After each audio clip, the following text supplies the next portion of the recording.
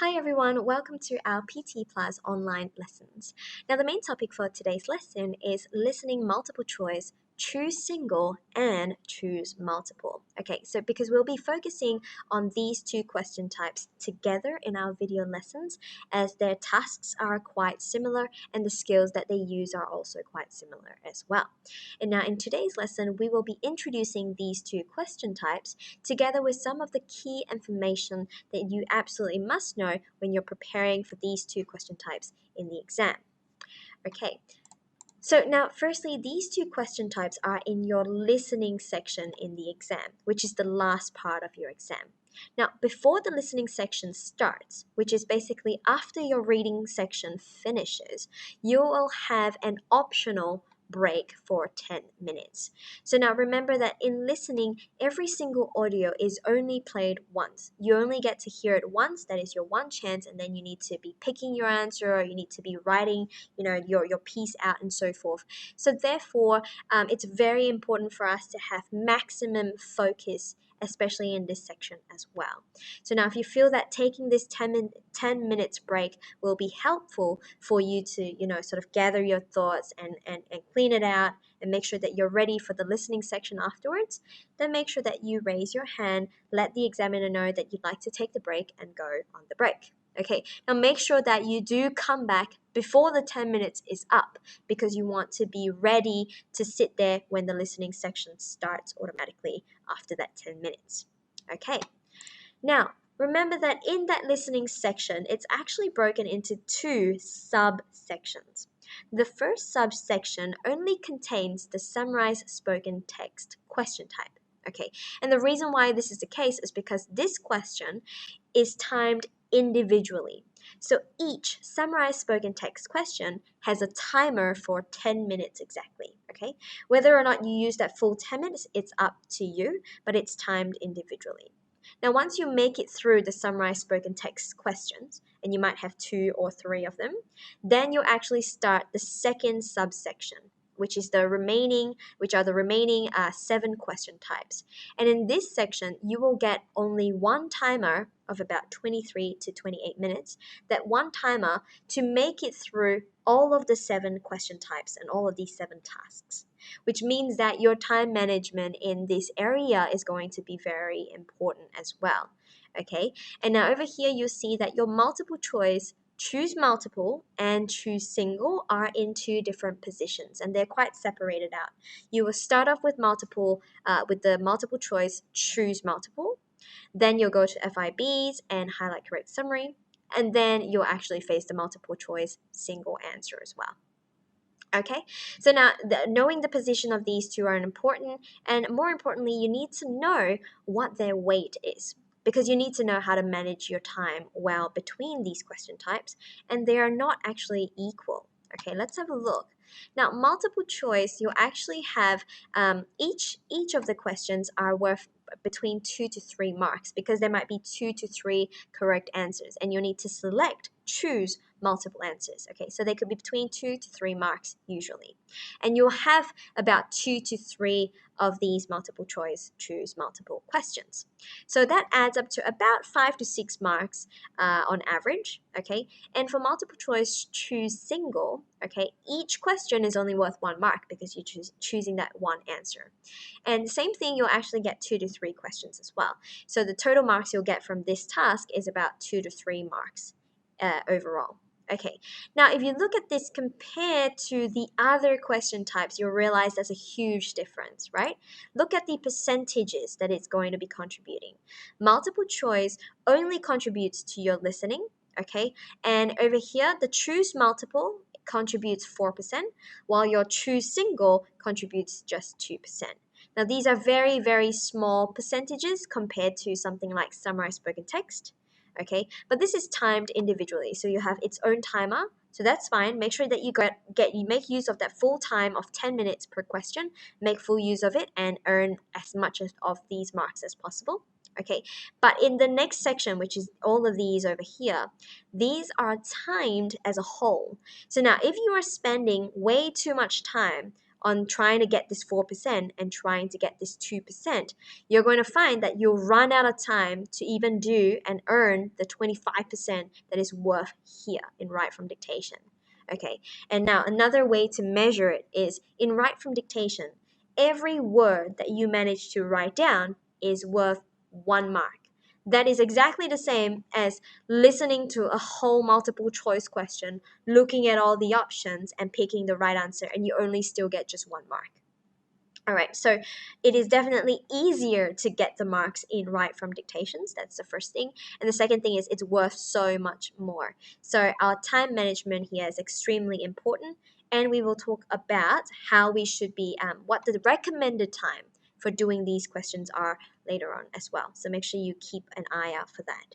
Okay, now in terms of the rank of importance then, this is obviously very clear for us, okay, because we've got actually summarized spoken text, these top 4 question types. Summarized spoken text worth 21% in listening, fill in the blanks worth 8%, highlight incorrect words worth about 8% as well, and write from dictation is about 25%.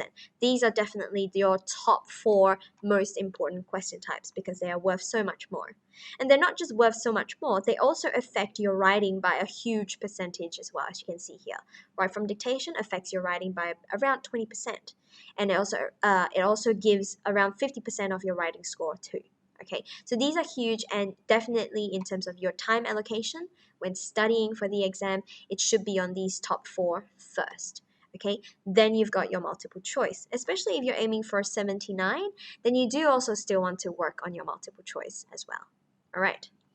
Okay, now remember that in your listening, overall score, it doesn't just come from these 8 listening tasks. They also come from your speaking tasks, right? Your speaking tasks of repeat sentence and retell lecture. Okay, repeat sentence contribute 20% to your listening final score. Retell lecture contributes to about 10% of it. So these 2 are still quite important. So you want to make sure that you are working on your speaking section as well. Okay, not just your listening section.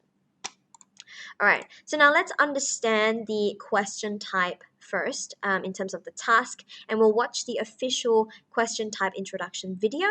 Okay, let's first look at what multiple choice, because that's the first one that comes up. Multiple choice, choose multiple. Let's see what this question type involves first. Multiple choice, choose multiple answers.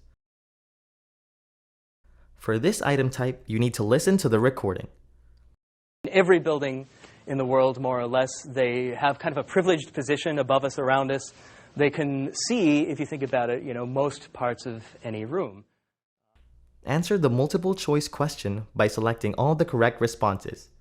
To select an option, click on it using the left button on your mouse. Click on it again to deselect it.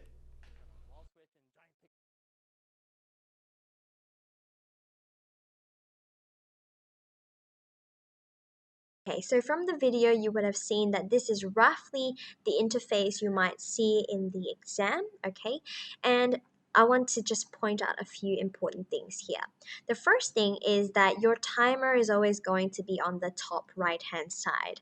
And remember that in the listening section especially, and also your reading section, it's very important to keep track of your time and know where you're at in the timer and in the time range that you're given. Okay, so now over here, always keep an eye out for that timer.